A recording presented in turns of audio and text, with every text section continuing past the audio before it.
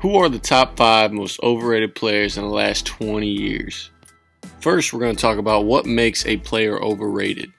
Being overrated as an NBA player means that the general public thinks that a player is better than they really are.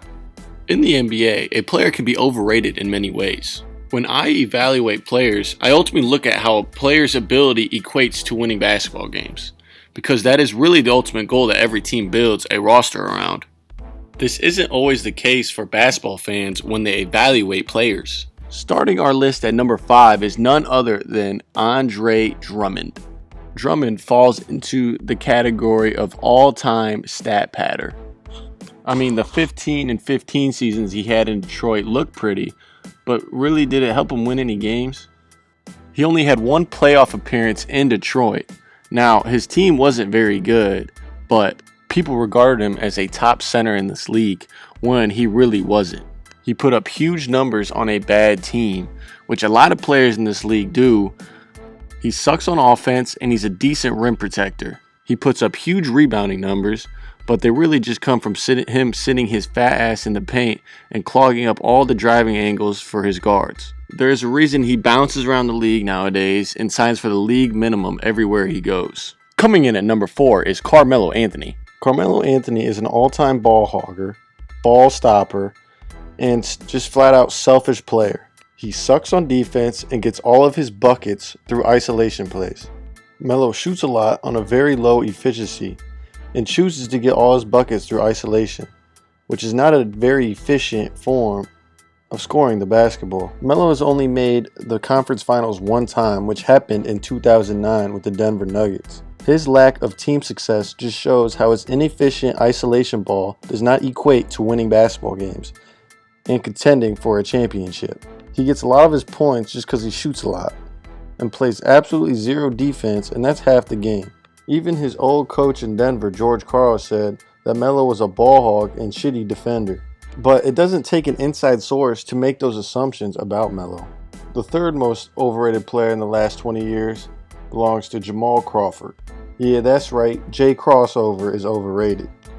Crawford is beloved by many fans and many other players in the NBA, but that does not hide from the fact that he is very overrated. I have scrolled through Twitter many times and I've seen tweets talking about how Jay Crossover should still be in the NBA, just because somebody posted a video of him doing a crazy layup in the Drew League. He gets so much love because he plays with so much style, but sometimes that style does not always equate to winning basketball games. If Jamal Crawford started for your team and gave you quality minutes on a nightly basis, your team was not very good.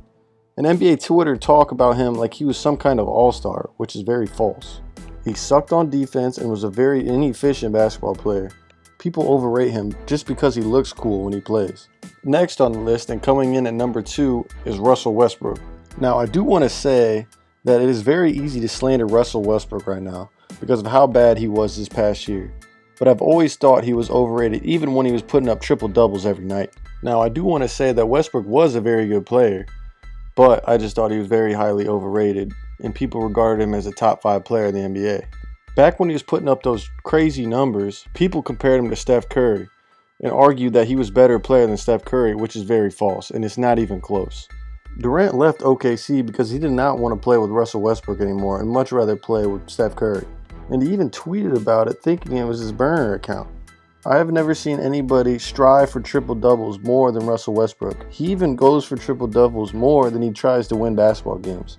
There are times when he doesn't even play defense on his man just so he can shoot it and go grab the rebound.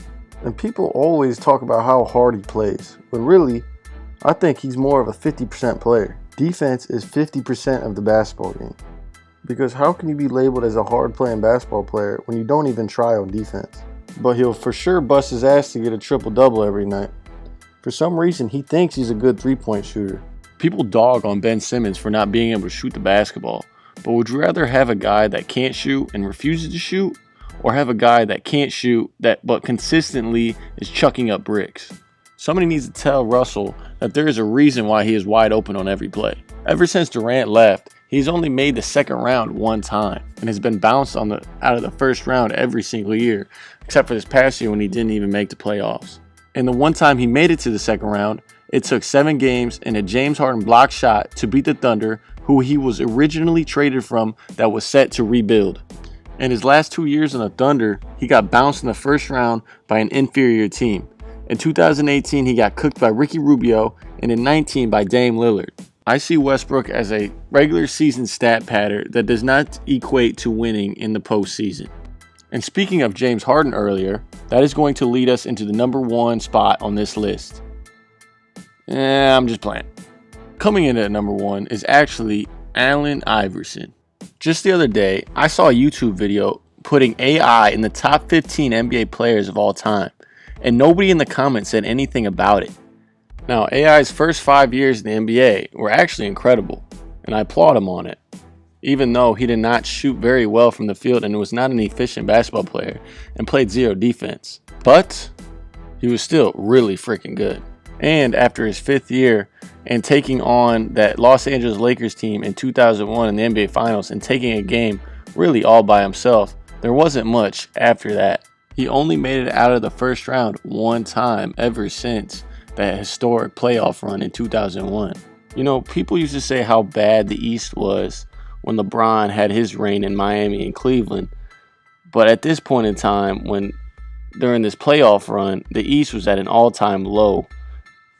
The best teams in the East that year were the Ray Allen-led Bucks and the Vince Carter-led Raptors.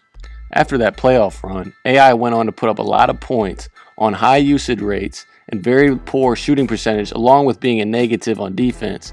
And after that run, he turned into a high stats guy on a bad team that we see all the time in today's NBA. Was AI a great NBA player? Yes. But is he an all-time great player that everyone says he is? I would have to say no, which makes him the most overrated player in the last 20 years.